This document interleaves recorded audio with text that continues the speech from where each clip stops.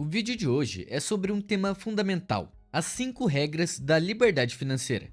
Essas 5 regras não são ensinadas na escola, e por isso a maioria das pessoas só descobre na prática, lá pelos 40 ou 50 anos, quando já é tarde demais para aproveitar os anos de maior energia e produtividade. Muitos inscritos comentam aqui no canal dizendo: se eu tivesse aprendido isso antes, minha vida seria totalmente diferente hoje. Então, se você está nos seus 20 e poucos anos, conhecer essas 5 regras é essencial. Para explicar melhor, vou contar a história de dois amigos, Rafael e Pedro. Ambos têm 24 anos, acabaram de se formar em uma boa universidade pública e conseguiram emprego em grandes empresas. Salário inicial, 5 mil por mês cada um. Pedro sempre sonhou em ter a própria casa e um carro zero na garagem. Então, assim que foi contratado, ele se animou e decidiu realizar esse sonho. Comprou um apartamento de 3 quartos, financiado em 30 anos, com uma parcela mensal de R$ 2.500 por mês. Logo depois, financiou também um carro no valor de 80 mil, que gerou uma parcela de R$ 1.800 por mês. Somando as despesas básicas, luz, água, internet, supermercado, transporte e gasolina, os gastos fixos de Pedro já ultrapassavam 4 mil por mês. E para completar, como ele adorava sair para bares e restaurantes nos fins de semana, aceitou cartões de crédito oferecidos pelo banco e passou a gastar sem pensar muito. Afinal, ele tinha um bom salário garantido, trabalhava em uma multinacional e achava que o dinheiro nunca ia faltar. Por fora, a vida parecia perfeita: um apartamento próprio, carro novo, baladas, viagens, mas havia um problema: nunca sobrava nada no fim do mês. Já Rafael tinha outra mentalidade. Ele não acreditava em viver de crédito e já tinha lido alguns livros de finanças pessoais. Ele sempre se lembrava de uma frase: gastar dinheiro para mostrar aos outros quanto dinheiro você tem é o jeito mais rápido de nunca ter dinheiro de verdade. Por isso, Rafael decidiu alugar um apartamento simples de um quarto, pagando R$ 1.300 em uma região mais afastada. Em vez de financiar um carro caro, comprou uma moto usada à vista, bem mais barato. Suas despesas fixas giravam em torno de R$ 2.600 por mês, o que deixava uma boa parte do salário livre para economizar e investir. E enquanto Pedro estava preso a um financiamento longo e dívidas no cartão, Rafael já estava montando sua reserva de emergência e começando a investir. Todos os meses, ele programava aportes automáticos de R$ 900 no Tesouro Selic, um investimento seguro ideal para a reserva de emergência, e R$ 1.500 em ações de empresas sólidas, como bancos, elétricas e outras empresas que davam lucro há décadas. Enquanto isso, Pedro sempre zombava das escolhas do amigo. Cara, para de ser pão duro. Se você não aproveitar a juventude agora, quando vai aproveitar? Eu tenho casa própria, carro zero, faço viagens, e você? O que você tem? Essa diferença de mentalidade acabou afastando os dois. Pedro seguiu sua vida, cheia de festas, viagens e financiamentos. Rafael, por outro lado, também seguiu sua vida, mas mantendo foco no futuro e sem ostentar. Os anos se passaram. Pedro continuava vivendo no limite do salário, sempre com dívidas no cartão e renegociando parcelas, refém da famosa corrida dos ratos. Já Rafael, em silêncio, viu seu patrimônio crescer. Além dos investimentos em ações, decidiu abrir um negócio online vendendo cursos digitais. No começo foi difícil, exigiu muitas horas de dedicação, mas com o tempo o negócio começou a dar lucro. Depois de pagar os custos e um funcionário para ajudar, sobravam de 4 a 6 mil por mês só desse projeto paralelo. E mesmo com a nova renda, Rafael não aumentou seus gastos. Continuou com a mesma moto, levando marmita para o trabalho e controlando cada despesa. Ele sabia que se deixasse a vaidade crescer, ficaria preso para sempre no mesmo ciclo que a maioria dos brasileiros enfrenta. De fora, parecia que Rafael levava uma vida comum, sem luxo, até entediante para quem olhava. Mas por trás daquela simplicidade, ele estava construindo a base para sua liberdade financeira, enquanto Pedro, que parecia ser livre por fora, na verdade continuava preso a dívidas e dependente do salário. E assim continuaram vivendo, até que o Brasil mergulhou em uma forte crise econômica. O PIB caiu, o desemprego disparou e a inflação corroeu o poder de compra das famílias. Para você ter uma ideia, em 2020, por exemplo, o país chegou a registrar mais de 14% de desemprego, o que significava quase 15 milhões de pessoas sem trabalho. Com isso, a empresa em que Rafael e Pedro trabalhavam não resistiu. Para cortar os custos, demitiu 500 funcionários, e entre eles estavam justamente os dois. A notícia pegou os dois de surpresa, porque ninguém gosta de ser desligado, mas as reações foram completamente diferentes.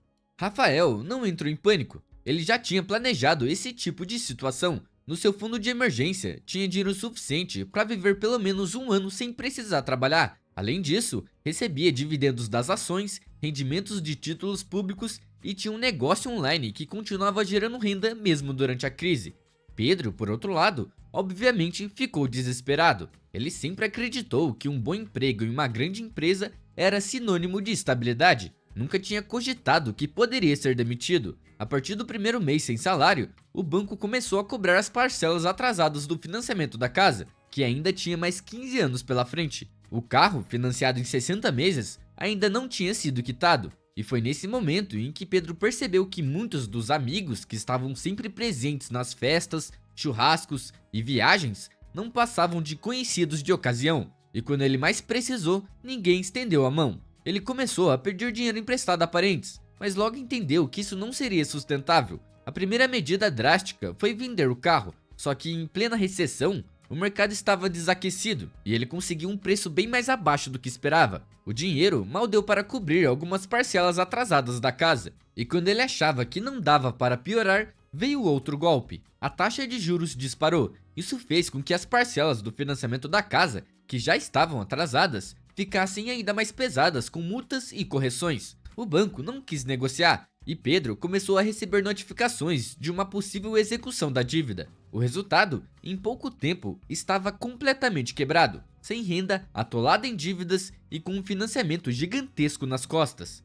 O peso psicológico foi brutal. Pedro não sabia como pagaria a próxima parcela da casa, ainda mais porque o desemprego no Brasil estava batendo recordes. O estresse se transformou em depressão, cogitou até tirar a própria vida, se perguntando: por que isso aconteceu comigo? Onde foi que eu errei? Foi então que um telefonema inesperado mudou tudo. Do outro lado da linha estava Rafael. Ele o convidou para passar um tempo em sua casa. Quando se encontraram, Pedro, envergonhado, pediu desculpas pelo desentendimento de anos atrás. Admitiu que tinha sido orgulhoso e que se arrependeu de ter zombado das escolhas do amigo. Rafael apenas sorriu e respondeu: cara, eu já tinha perdoado naquele dia mesmo. Eu sabia que você era uma boa pessoa, só que estava cego pela pressa de mostrar o sucesso.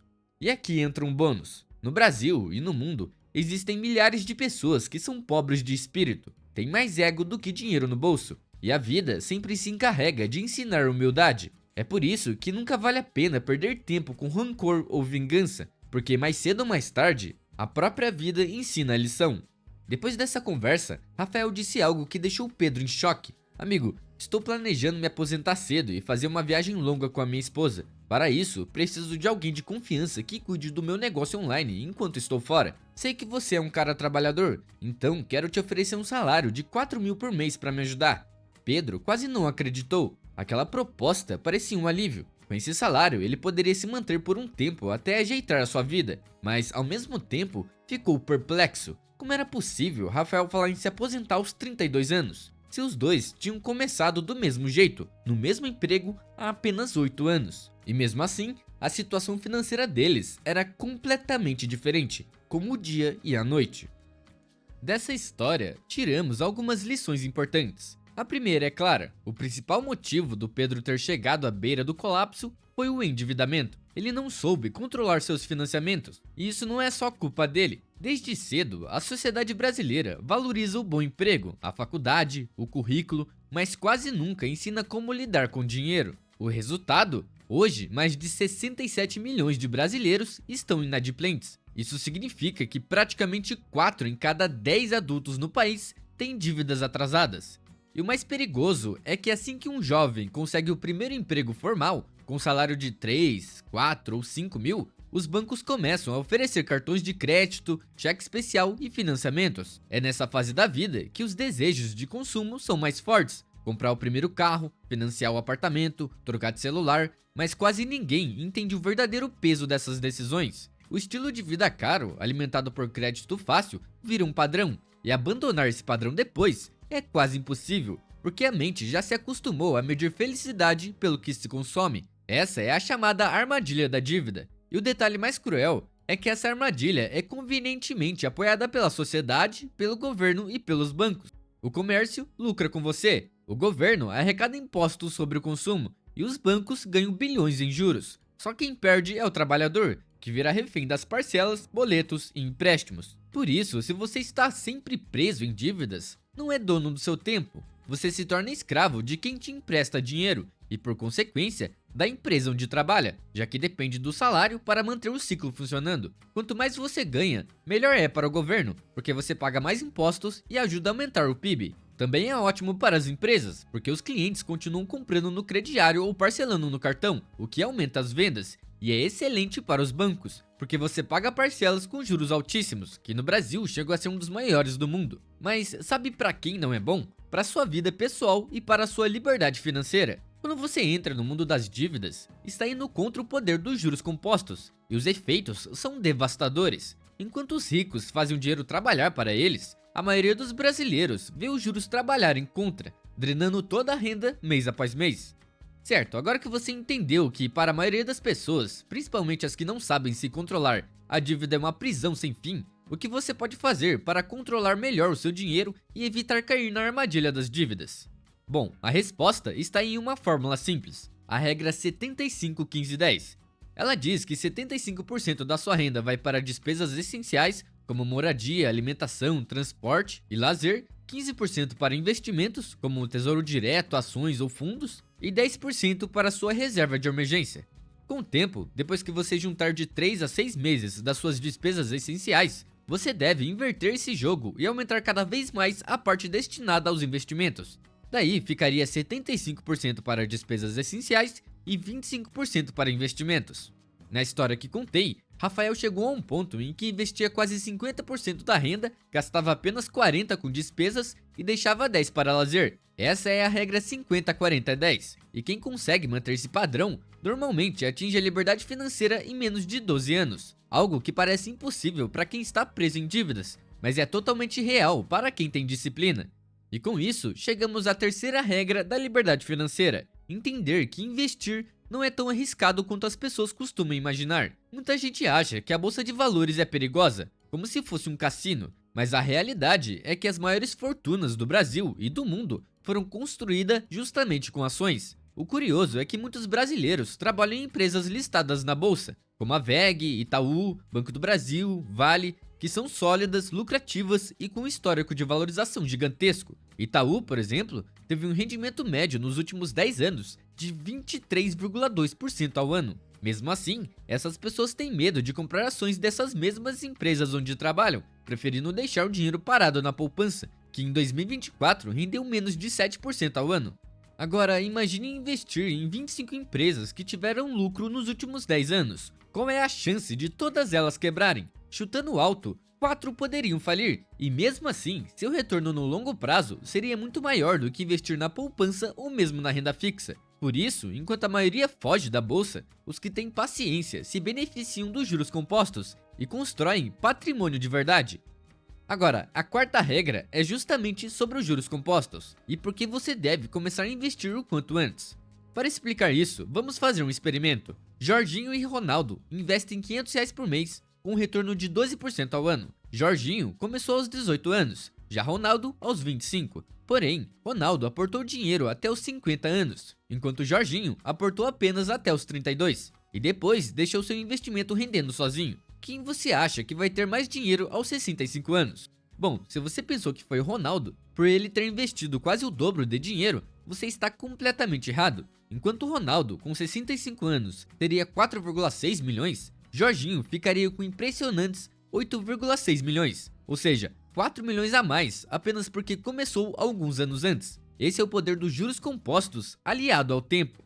A maioria das pessoas não entendem como essa mágica funciona, mas na verdade é bem simples. Se você investe R$ 1.000 por mês a 10% ao ano, no primeiro ano terá R$ 1.100. Já no segundo, o rendimento não será mais em cima dos R$ 1.000, mas sim sobre os R$ 1.100, ou seja, você terá R$ 1.210. No terceiro ano, o rendimento será sobre os 1.210 e assim por diante. Por isso, se diz que o tempo é o maior aliado dos juros compostos, porque quanto mais tempo você deixa o dinheiro investido, maior é a multiplicação. É esse efeito que fez Jorginho superar Ronaldo, mesmo investindo menos dinheiro, porque Jorginho aportou durante 14 anos, mas deixou seu dinheiro investido durante 47 anos, enquanto Ronaldo deixou seu dinheiro investido por 40 anos. E 7 anos a mais no mundo dos investimentos e dos juros compostos é muita coisa.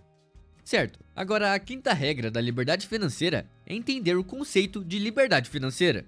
Em nosso país, trabalhar até os 50 ou 60 anos é considerado um sinal de honra. É comum ouvir histórias como: olha, seu avô, mesmo doente, nunca deixou de trabalhar, ia com febre, pegava chuva, mas nunca deixou faltar comida em casa. Esses valores não estão errados. Crescemos vendo isso, mas o que ninguém fala é que com dinheiro você pode comprar muitas coisas, e a mais importante delas é a liberdade. O problema é que a liberdade não é algo visível. Você consegue ver quando alguém compra um carro novo e é fácil querer copiar, mas não dá pra saber, só olhando, quem é financeiramente livre. Por isso, a maioria das pessoas copia o estilo de vida errado. Vimos isso na história de Pedro e Rafael. Pedro tinha tudo, uma casa bonita, um carro caro e viajava com frequência, mas estava preso a dívidas e ao seu próprio salário. Enquanto Rafael, para quem olhava de fora, não tinha nada. O apartamento era alugado, a moto era velha e simples, e para muitos ele não era alguém livre. Mas sabemos a verdade. Rafael poderia largar o emprego a hora que quisesse,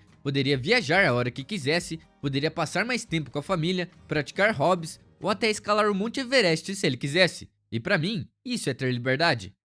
Bom, espero que tenham gostado do vídeo. Para quem ficou até aqui, comente liberdade. Meu nome é Felipe e nos vemos na próxima.